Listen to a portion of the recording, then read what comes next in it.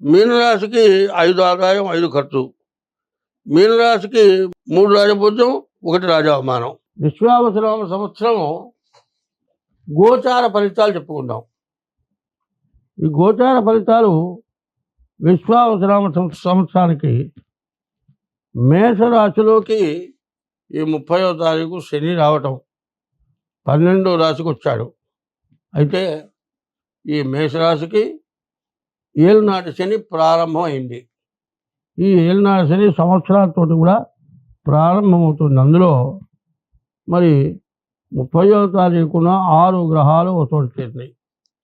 షడ్గ్రహ కూటమి కాబట్టి ద్వాదశాంతో వ్యయోరిప, ద్వాదశంలో ఎక్కువ ఖర్చులు ఉంటాయని చెప్పి ఉన్నది.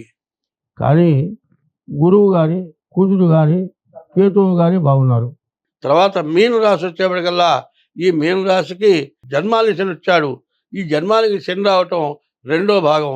ఈ మీనరాశికి కూడా మరి ఏలునాటి శని ప్రారంభం 2వ భాగం అయింది. ఈ 2వ భాగం కావడం చేత ఈ మీనరాశి వాళ్ళు కూడా చాలా కష్టాలు పడటానికి అవకాశం ఉంది. ఈ మీనరాశి వాళ్ళు జాతకం చూపించుకొని సరైనటువంటి శాంతి చేసుకోండి, మీకు అన్ని విధాలా బాగుంటుంది. స్వస్తి.